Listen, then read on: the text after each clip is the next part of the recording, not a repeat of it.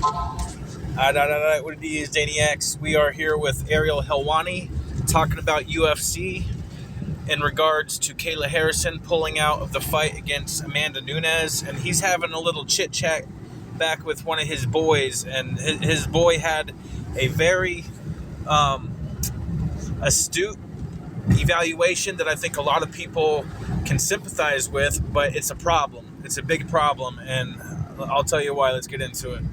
They're not canceling this one, but a little bit of a stumble out of the gate, and this to me is a devastating blow because it was for me the most interesting fight on the card. PT, your reaction? Yeah, I think it's a massive casualty. Like, we look at us last week talking about the stories that are going to reverberate through the year. Kayla Harrison was one of them. It's devastating for her.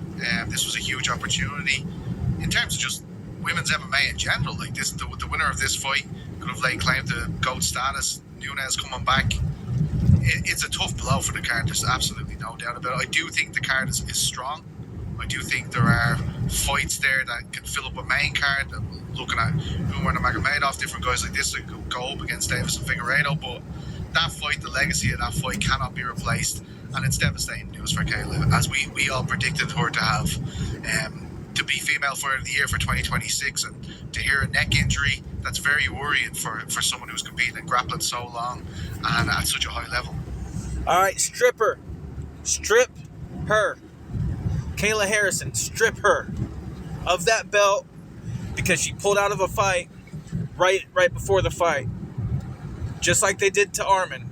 Armin didn't have the belt, sure, but they totally slam-fucked him and put him on the sideline because he pulled out with a legitimate injury. And Dana wants to run around saying, oh, he didn't have an injury. Dude, this is a sport where motherfuckers annihilate their own body in training. Then the part that is the sport is them annihilating each other's bodies, bro. They get injured, man. And Dana's been pissing me off for a few years, but the way Dana's been acting makes it obvious that the belt doesn't mean shit, dude. All that belt is a symbol, okay? And once upon a time, the belt actually symbolized the best. But with the way they've been treating the belts lately, not giving them their proper respects, not having the best fighting the best because of petty fucking bullshit, has devalued that symbol.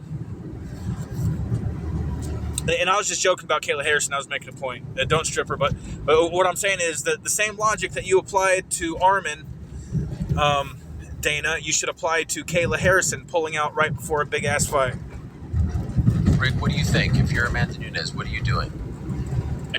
If I'm Amanda Nunes, I kind of am at the whim of the UFC, right? I kind of have to play ball with them to a certain degree. If I'm the UFC... Here's the take I was talking about. See, I absolutely do not book Amanda Nunes in a new fight.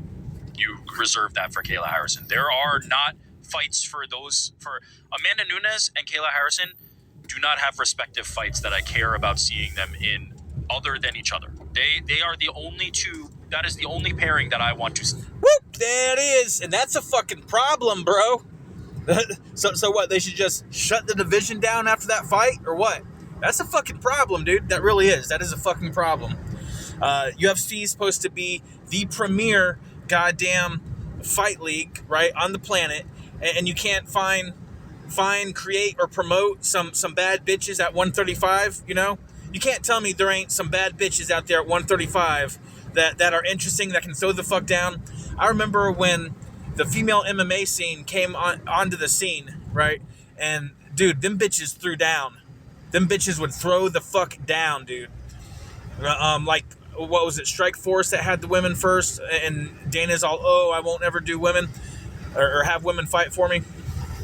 So this is a major fucking problem, dude. If those are the only two that you care about seeing fight, and you know, a lot of people share that sentiment.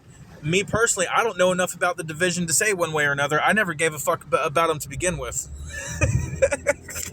the 135s, you know, which kind of speaks to his point, which is the divisions are fucking weak.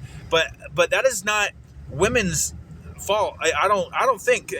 You can't convince me that there's not some interesting bad bitches at 135, at 125. I think we should have a heavyweight women's fight. Have a 160. Fuck. I gotta roll, y'all.